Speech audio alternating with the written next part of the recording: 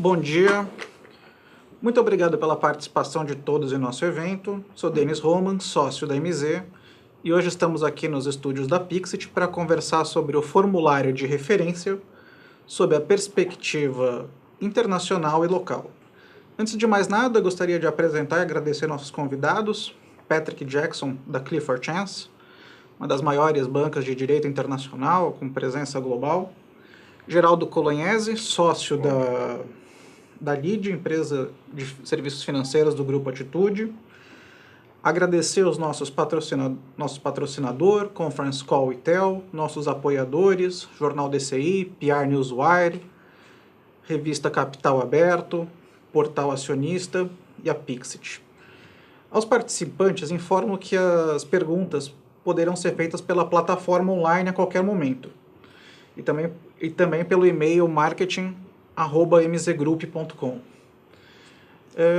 Uma consideração inicial. Acho que a gente está hoje vivendo um momento com menor oferta de crédito no mercado local, as taxas estão menos competitivas e as empresas de diversos portes precisam estar preparadas para acessar oportunidades no mercado internacional.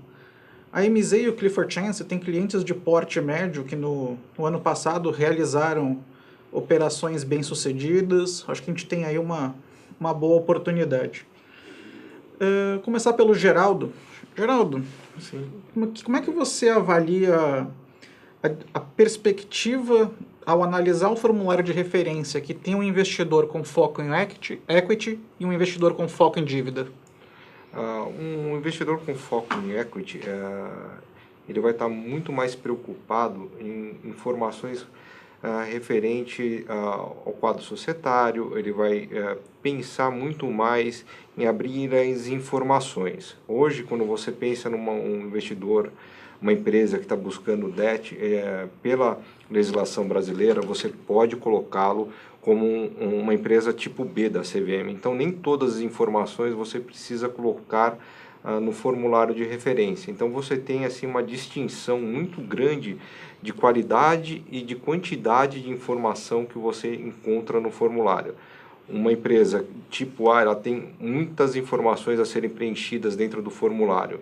E as empresas tipo B não precisam preencher tantas informações assim. Então, você vê que tem uma diferença de qualidade e quantidade também na abertura dessas informações. Perfeito. Patrick, alguma observação?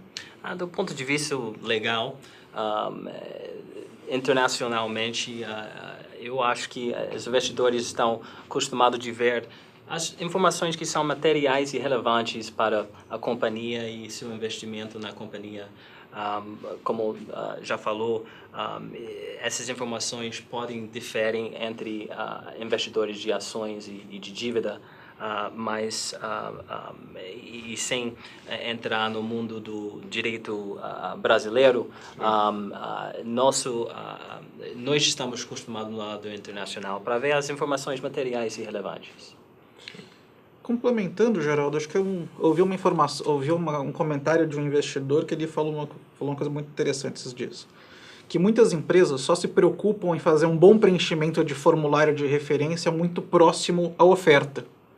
E muitas vezes o investidor analisa formulários de referência de anos anteriores para comparar a consistência da informação. Então, mesmo que você não esteja tão preocupado com uma oferta num pipeline de curto prazo, a consistência ano após ano ela é importante. Vocês acham que isso procede? Procede. Muitas empresas levam um formulário de referência muito mais como um documento acessório ali, que não tem tanta importância. O formulário de referência deveria ser utilizado sempre como um documento base vivo, sempre preenchendo consistentemente as informações, sempre preocupado em ter um backup das informações, dados, informações jurídicas, financeiras e operacionais, ter realmente um backup dessas informações, de como elas foram formadas, porque o analista ele não pega o formulário de referência que você vai colocar agora em maio ou em junho. Ele sempre vai estar olhando para trás, verificando o que a empresa já fez, verificando realmente a consistência dessas informações. Tem muitas empresas que se preocupam somente em fazer um bom formulário de referência na véspera de uma emissão de dívida ou de equity. O que acontece muito é que muitas empresas não têm pessoal dentro delas preocupado. A área de RI é muito enxuta, ou o jurídico é terceirizado, então alguns setores, algumas áreas dentro do formulário de referência são feitos na véspera por terceiros e com discussões gigantescas, homéricas, para tentar fazer com que aquele documento seja o mais fiel possível. Não sei como o Patrick vê isso para uma operação internacional. Sim, claro. É um ponto excelente, porque nas ofertas, às vezes, quando a companhia não está acostumada de preparar as informações que tem que ter numa oferta, custa até mais, demora até mais para montar os recursos internos da companhia numa maneira bem rápida para a oferta. Então, acho que o ponto do lado dos advogados seja é um processo de achar, de chegar num ponto em que sua divulgação está na linha com o mercado internacional e sempre vale começar o mais cedo possível, dado os recursos que a companhia tem, começar antes para desenvolver esse processo. Até quando faz uma oferta, não é necessariamente porque você tem 2 advogados internacionais, 2 advogados brasileiros na oferta, que você até vai ter a divulgação perfeita. Mesmo depois da oferta, a companhia vai continuar desenvolvendo a sua divulgação. Então, sempre é um processo, então sempre é melhor começar o mais cedo que possível. Complementando um pouco, pelo que nós vemos aqui dentro da própria LEAD, as empresas costumam entregar o formulário de referência, pensar no formulário de referência no comecinho de abril para entregar no final de maio. O que a gente sugere sempre é começar com os itens 4 e 5 já agora na divulgação de resultados, onde você tem aqui algumas áreas como o jurídico, que não vai ser tão demandada. Uma parte do RI pode auxiliar, sim, nesses itens, e educar as demais diretorias que não entendem que os pontos de riscos, o item 4, não é para ter eventos mitigadores quando estão sendo descritos. Muito bacana. Patrick, observando a realidade brasileira versus a realidade internacional, o que o investidor estrangeiro pode achar difícil de compreender no nosso formulário de referência? A realidade do Brasil, como acho que todo mundo conhece, é um pouco burocrático. E isso tem efeito em que o mercado, como o Geraldo já falou, preenche o formulário de referência como um formulário. Tem uma pergunta, tem uma resposta. Tem uma pergunta, tem uma resposta.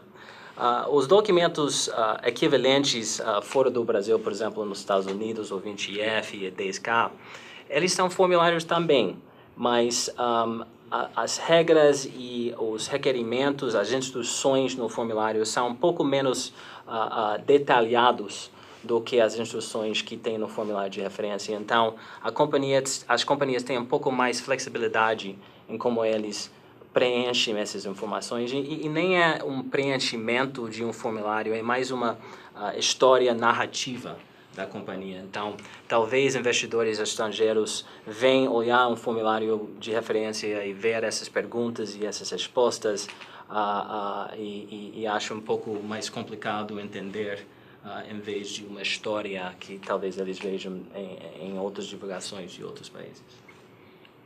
Perfeito. Só colocando um adendo, quando as empresas não estão acostumadas com essa ideia do investidor estrangeiro de ver uma narrativa. A gente pode ver isso muito bem no item 7 do formulário de referência, que seria um item onde a empresa poderia ter maior liberdade de escrever, que seria uma área que a gente chama de um próprio marketing dela, e ela vem respondendo, como o Patrick mesmo disse, ela vem respondendo perguntas. Ela poderia ser muito mais marqueteira, colocar muito mais informações da própria empresa, colocando uma narrativa muito mais leve, onde o investidor pelo menos tem uma ideia de como é a indústria, como a empresa reage dentro dessa indústria. Bacana.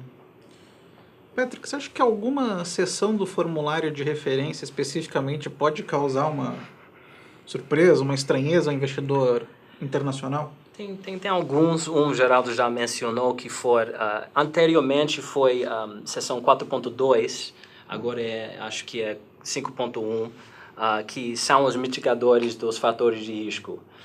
Isso é completamente no-no lá nos Estados Unidos. A SEC já comentou várias vezes, está bem claro nas regras que não é para incluir mitigadores dos fatores de risco nesses documentos de divulgação.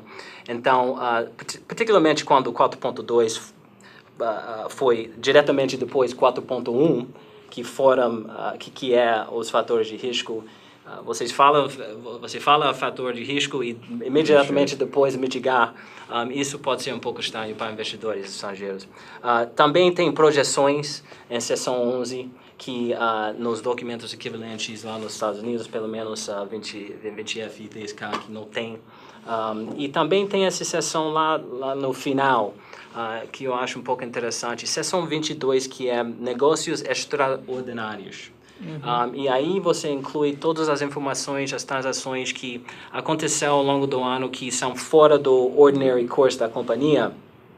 Tudo bem, bom que essas informações estão dentro do documento, mas se pressupondo eles são eventos materiais ou relevantes, eu acho que talvez um investidor internacional esperaria ver uma discussão deles ao longo do documento e não necessariamente na última sessão que, francamente, alguns investidores nem chegaram até lá para ver.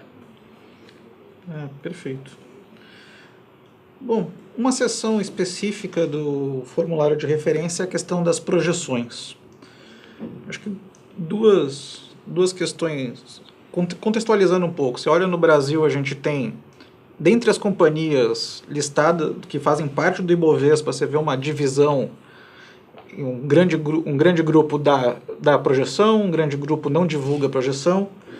Enquanto isso, uma pesquisa recente da Bloomberg mostra que das empresas do S&P 500, mais de 90% divulgam projeção e esse grupo de 90% tem uma volatilidade menor do que o grupo que não divulga. Como é que você avalia, Geraldo, com foco especificamente em dívida? Você acha que essa questão das projeções poderia ajudar o investidor, ajudar o analista? A questão da projeção ou guidance, como o mercado mesmo diz, é importante para a dívida e também é importante para o equity. Numa emissão de dívida, os investidores vão querer realmente saber como vai se comportar a operação, como vai ser feito, como vai se compor o fluxo de caixa operacional da empresa para poder pagar o serviço da dívida. Então é sempre interessante divulgar o guidance e isso ser incluído no formulário de referência. É onde o analista, como a gente já comentou aqui, pouco tempo atrás, ele vai lá e vai verificar todos os seus formulários de referência e vai ter lá um lugar onde você vai ter descrito o que aconteceu, por que você não atingiu aquela meta que você propôs, como está indo a sua projeção. Isso dá uma certa tranquilidade para o investidor. Há casos de clientes nossos que não queriam colocar e a gente sempre pede para eles, isso vai facilitar a sua vida. Então, parece complicado você colocar o guidance e depois analisar e dar as respostas, mas no longo do ano, no longo da vida da sua dívida, vai ficar muito mais fácil a sua vida para dar informação e para também contextualizar novos investidores que queiram entrar no seu papel. Perfeito. E agora o advogado. Sim. Eu sugiro que as companhias seguem a prática do mercado. Nós não somos advogados brasileiros, então não posso comentar da regulamentação sobre projeções aqui, mas certamente lá, claro, como o Dennis já falou, muitas companhias darem estimativas e projeções, mas tem uma prática no mercado em que eles fazem isso e tem uma certa confortabilidade das companhias fazerem por conta dessa prática de mercado. Então, a minha sugestão seja só seguir a prática do mercado, os profissionais quem entendem o que as companhias estão fazendo no mercado. Como eu já disse, porém, o 20F e a 10K não tem parte de projeções. Então, a prática lá de fora é incluir projeções em outros documentos. Claro, com os advogados sempre tentando evitar a inclusão em documentos principais de divulgação como o 10K e 20F. Mas, mesmo assim, tem uma prática lá que as companhias estão confortáveis. Perfeito. Bom, vamos a uma pergunta aqui do Renato Chaves, da mesa Corporate Governance. Sobre o item 13.11. Patrick, como o investidor estrangeiro avalia a não divulgação de informações sobre remuneração por grandes empresas brasileiras? Deu alguns exemplos, Vale, Embraer, Oi, Itaú, Bradesco. Vale lembrar que o uso da liminar judicial é opcional. Sem comentar nas regulamentações brasileiros, claro, a recompensação dos diretores e os administradores de uma companhia é ponto muito importante no mercado agora. Investidores eles poderiam ser acostumados a ver certas informações divulgadas pelos outros países, pelas companhias em outros países, mas se a companhia está cumprindo com a regulamentação aqui no Brasil, é isso que tem. Mas, claro, investidores hoje em dia estão bem atrás de informações dessa maneira, então é uma pergunta comercial se a companhia deve responder para esse tipo de pergunta. Perfeito. Então, o que eu aconselho a algumas empresas agora, como fazer essa divulgação? Há maneiras de divulgar e não mostrar realmente a remuneração total do executivo, do conselho de administração.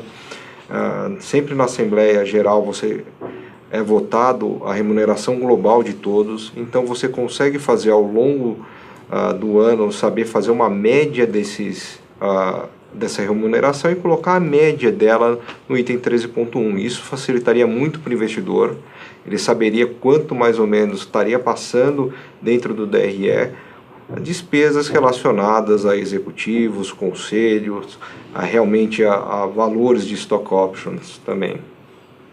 Isso é similar das projeções. Segue a prática do mercado. O investidor, imagino que, ao longo que a companhia está cumprindo com a regulamentação e está seguindo a prática do mercado, eu não acho que o investidor pode apontar para uma companhia em particular para dizer que não tem uma informação que não veja. Isso sendo dito, se você tem um investidor só olhando para uma companhia ou outra, quem não está acostumado do Brasil, talvez ainda vai ter uma pergunta, uma pausa quando não veja uma certa informação divulgada. Provavelmente os conselheiros desse investidor pode dizer para ele, a prática do mercado no Brasil é não para divulgar esse tipo de informação, mas ao longo que está seguindo a prática, acho que é isso que a companhia pode fazer. Perfeito. Gostaria de lembrar aos participantes que para enviar questões basta clicar no ícone perguntas da plataforma. Mais uma questão que eu acredito que seja bastante relevante. Eu acho que a gente vem, ao longo dos anos, a gente vê fatores de riscos quer seja nos prospectos, nos próprios formulários de referência. A gente avalia duas empresas com operações parecidas, mas não iguais, e se olha alguns fatores de risco, parecem que são copy and paste. Como é que vocês avaliam essa questão de fatores de risco? Qual é a importância dela, especialmente no formulário de referência? Eu posso comentar de novo, numa forma geral, sendo advogado de fora. Para a gente, fatores de risco são um tipo de segurança para a companhia, um jeito de evitar um investidor voltando para a companhia num dia se houver que os resultados da companhia não sejam bons, o preço das ações, o preço no mercado secundário dos bônus não são bons, e o investidor fala, você teve um problema e você não divulgou esse problema para mim, e eu estou infeliz. Lá nos Estados Unidos é pior de infelicidade, é um processo, mas sempre dizemos que é por isso que temos fatores de risco, para tentar evitar esse tipo de risco, de problema. Sendo dito isso, a companhia, de novo, deve seguir a prática do mercado com os fatores de risco, particularmente quando tem fatores que sempre acontecem para muitas companhias na indústria ou para todas as companhias no Brasil. Por exemplo, os fatores de risco sobre Brasil. Sempre os mesmos, inflação, influência do governo, e esses são literalmente cut and paste. Quando a companhia não segue esse padrão, até pode ser tomando um risco, porque se alguma coisa acontece que é pegado o fator de risco pelas outras companhias e essa companhia mudou o fator de risco, pode introduzir um risco adicional. Sendo dito isso, se a companhia tem riscos diferentes dos outros no mercado, deve mudar o fator de risco. Então, acho que depende da companhia, mas, de novo, é uma área outra área em que, seguindo o padrão do mercado, não seja tão ruim de uma ideia. Ou seja, sobretudo, um fator de risco bem feito é uma proteção do management.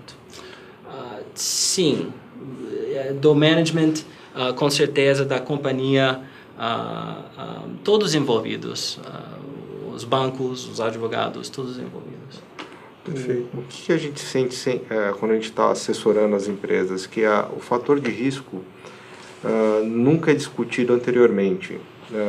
As áreas de RI, a própria área jurídica, quando chega nos diretores de operação, diretores comerciais, os diretores não têm consciência do que seria o fator de risco. Então, eles sempre tentam mitigar e colocar um menor número de riscos dentro de operação, dentro do comercial, e isso impacta muito quando você vai fazer uma operação financeira, uma emissão de dívida, uma emissão de bond, um IPO.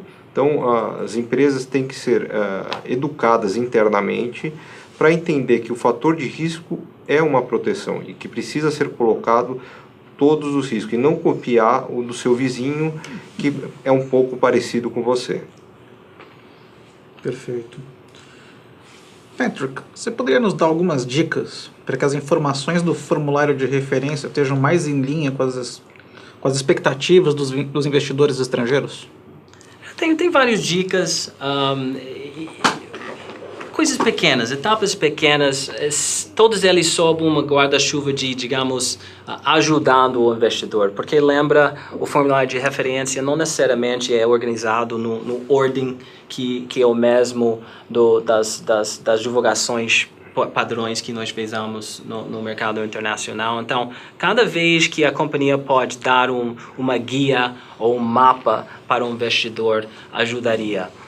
Um exemplo bem pequeno não seja preocupado em incluir referências cruzadas ou repetição de informação para o investidor. Por exemplo, se por exemplo, no 10.1H você está explicando as diferenças, as mudanças nas linhas das demonstrações de um período para o outro, se pressupondo, por exemplo, uma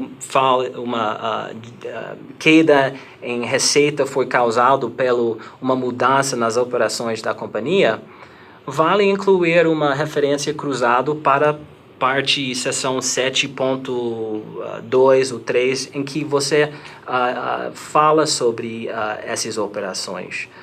Ou copiar a discussão das operações para a seção 10.1H, porque o investidor não vai saber, não vai ter como navegar o documento tão facilmente, o investidor internacional.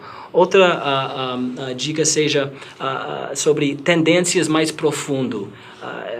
Os investidores estrangeiros não sabem tanto sobre o mercado brasileiro, o cenário macroeconômico aqui no Brasil, até talvez a indústria da companhia.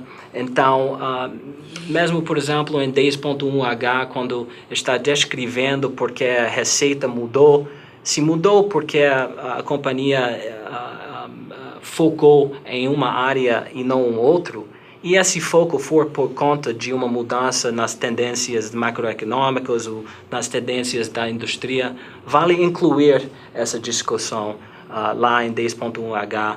É uma coisa que vejamos muito mais lá fora do que vejamos aqui.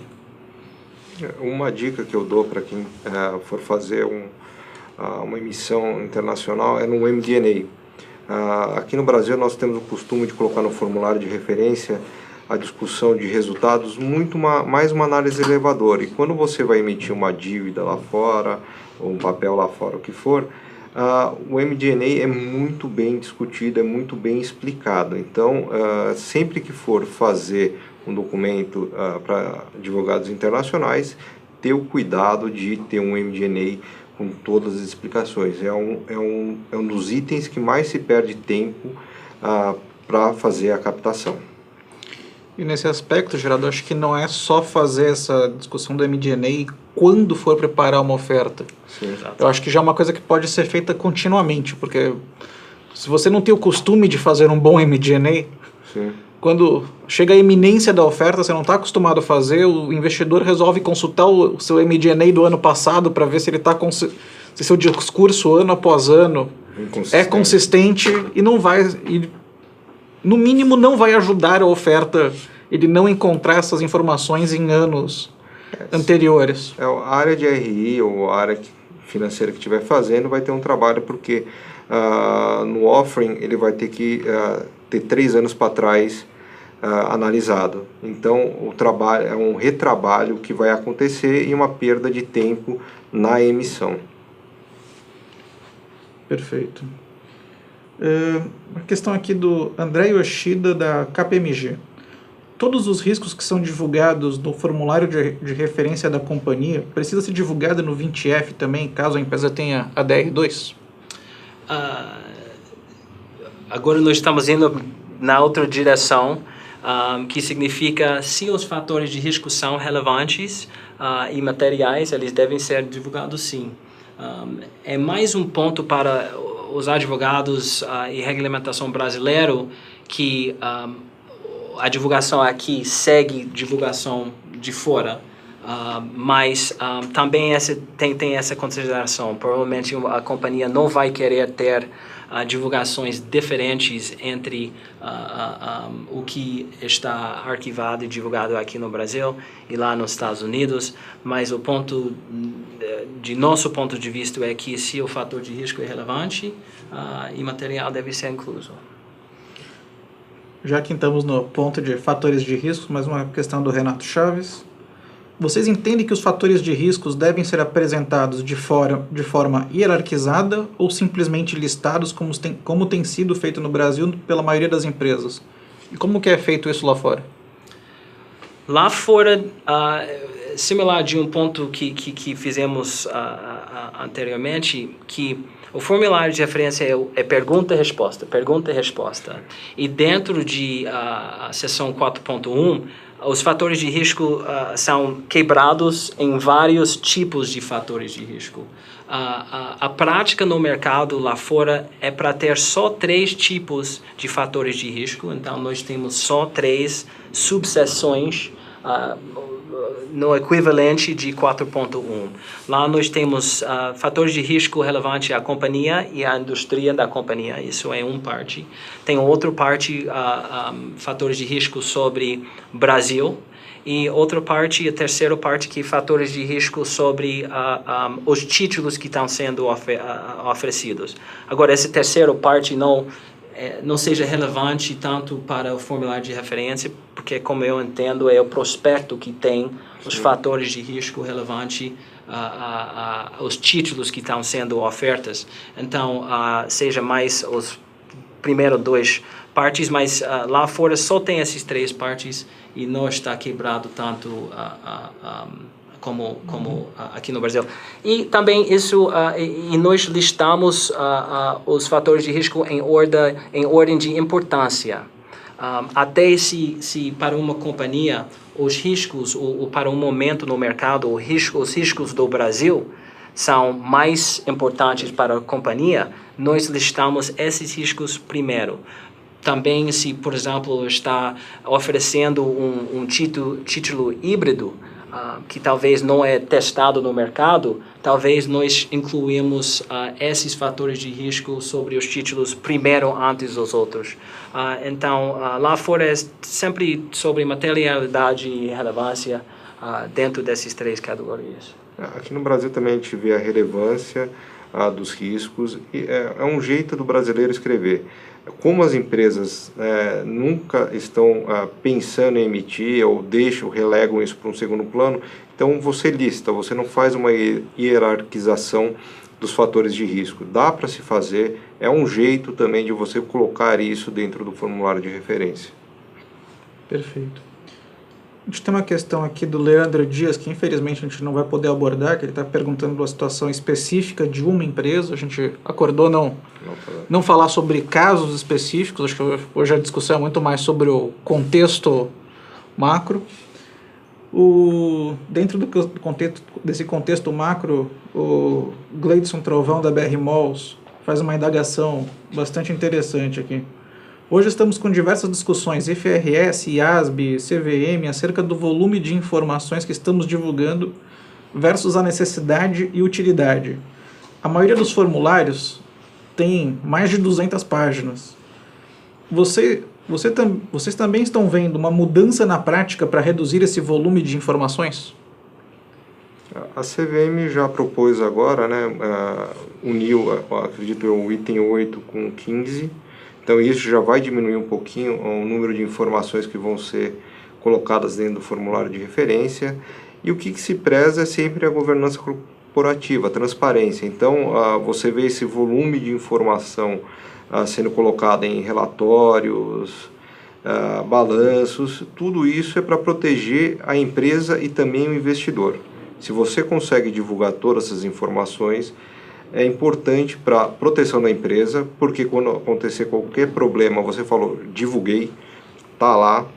E para o investidor, ele vai saber realmente, se ele estiver interessado na sua companhia, ele vai nas sessões e vai ler realmente o que você colocou. Sendo advogado, eu adoraria se essa mudança seja feita no mercado. Nós tratamos com papel e o formulário de referência, certamente nas ofertas que fazemos, é sempre assim, e o prospecto internacional é assim. Então, eu acho que tem que ter alguma coisa que pode ser feito no documento, no formulário de referência, para diminuir o volume de informação. É essa crítica que eu teria sobre o formulário de referência. É muito bom a desenvolvimento da prática de divulgação aqui no Brasil. É ótimo. A crítica pequena que eu ia fazer sobre o formulário de referência é que é uma compilação de muitas informações e não necessariamente na ordem e com os focos nas coisas mais importantes ou mais relevantes em todos os casos. Eu concordo com você. Tem muitas informações que são repetidas do balanço, tem muitas informações que poderiam estar em outros relatórios não sendo entregues dentro do formulário de referência, igualmente lá nos Estados Unidos, que você tem outros formulários que vocês são preenchidos ao longo do ano e que te dá informação, não necessariamente no principal relatório que seria o formulário de referência aqui no Brasil. E um pontozinho, o formulário de referência divulga o balanço, sim, que não é feito nos documentos lá fora, é só o resultado. Sim. Então, sendo par, sendo justo, tem que ter um pouco mais de papel aqui no Brasil para fazer isso. Entendi. Bom, acho que a gente vai chegando muito perto do final. Se alguém tiver mais alguma pergunta que nos faça rapidamente. Temos mais um aqui. Dárcio da Odontoprev. Com relação às informações cruzadas no formulário de referência, acredito que a eliminação reduziria a dificuldade de leitura e teria mais objetividade e evitaria o famoso copy and paste. Como é que vocês avaliam? Como o formulário de referência tem áreas específicas, realmente a informação cruzada é necessária. Se a gente conseguisse mudar, ou a CVM vier a mudar, isso facilitará realmente as empresas na divulgação. Isso é um aprendizado que o mercado brasileiro está tomando. Vai necessitar de mais alguns anos para a gente chegar num documento que seja conciso e muito mais fácil de leitura. Petro? Quando cruzando uma prática que não é necessariamente padrão no mercado internacional, mas alguma coisa que a gente, em nosso escritório, tentamos sempre fazer, também inclui na referência um pouco mais de informação sobre por que você está referindo ou cruzando para outra parte do documento. Nós estamos em 10.1H falando sobre as mudanças de um período para o outro. Se faz um cruzamento para seção 7, faz uma frase. Por favor, veja seção 7 para mais informações sobre essas operações, o tal que é relevante para essa mudança em nossos resultados. O André aqui nos pediu para fazer um resumo das boas práticas de mercado para divulgação de riscos no formulário de referência, item 4 e 5. Fazer um resumo assim, em pouco tempo é praticamente impossível, porque você tem que sentar com cada empresa é uma empresa, e isso, um resumo é você sentar, a empresa sentar, a diretoria, as áreas responsáveis por escrever o formulário de referência e ter essa reunião, um draft session só da companhia. Isso facilitará muito o preenchimento do formulário. Uhum. Eu sempre falo para clientes para contar os fatores de risco, como você está falando com seu terapista, seu psicoterapeuta, tá? Uhum. Todos os seus problemas, coloca na mesa, fala para eles e vai ser mais segurado. E nesse aspecto, correndo o risco de já ser repetitivo, acho que vale a pena ir pensando nisso ano após ano, não esperar simplesmente o ano que você vai... a proximidade da oferta para fazê-lo, porque na correria da oferta, às vezes você não tem tempo de fazer a terapia. Você não vai ao terapeuta para se preparar para uma reunião semana que vem. Não espera para a crise. Exato, então você vai se preparando para um momento crítico ao longo do tempo. Acho que esse é para mim, é um dos pontos-chave desse tipo de documento. A gente vê muita empresa hoje no mercado, a gente tem mais de 300 formulários de referência, a maioria deles tem uma pobreza de informações enorme, a gente tem alguns documentos que são exemplares, e o grande ponto é, se alguma dessas empresas amanhã resolve, que hoje tem um formulário de referência muito pobre, resolve se preparar para uma oferta, a correria vai ser grande, a capacidade de capturar as informações, capturar e ordenar as informações de forma correta, não vai ser tão eficiente quanto um processo estruturado ao longo de 2, 3 anos. Acho que... eu concordo, e muitas vezes muitas empresas perdem as janelas de oportunidade, que o trabalho é tão árduo de levantar informações operacionais, históricas e até do próprio ano. A discussão dos riscos também envolve muita gente, envolve muita demanda, muito esforço das pessoas, e isso faz com que algumas empresas não consigam aproveitar as janelas de oportunidade de emissão. Especialmente se olha para o ano 2014, a gente teve quase nada de janela, e as janelas estão cada vez mais estreitas, mais competitivas. Sim. Então, acho que vale a pena realmente pensar no longo prazo, não apenas no o que eu preciso para atender a necessidade mínima da CVM amanhã. O que baixa os custos também no longo prazo. Sim. Bom, vamos às considerações finais. Geraldo?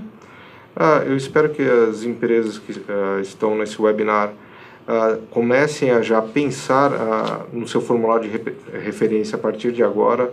É um momento bom ainda, muitas áreas não estão com uma demanda muito alta, então é um bom momento de já pensar e já começar a circular o formulário de referência dentro das diretorias da companhia. Nosso perspectivo, só tentar balancear o formato do formulário de referência como um formulário com o que vejamos lá fora, mais narrativa da companhia. Claro, tem que cumprir com os requerimentos do formulário, mas quando for possível, tenta dar mais uma história da companhia, tenta dar mais guias para os investidores, particularmente investidores estrangeiros. Nós identificamos alguns exemplos de formulários de referência que fez isso em certas partes dos documentos que nós podemos fornecer para o grupo que está atendendo esse webinar. Perfeito. Lembrando aos participantes, se surgiu ainda alguma dúvida, se persistiu alguma dúvida, pode nos encaminhar a dúvida por e-mail, a gente encaminha ao Patrick, ao Geraldo. Então a gente fica à disposição de vocês para ajudar a fazer um mercado cada vez mais forte. Agradeço novamente ao nosso patrocinador e apoiadores, Geraldo e Patrick. Muito obrigado. Muito obrigado. Obrigado a você. Obrigado. Bom dia. Bom dia.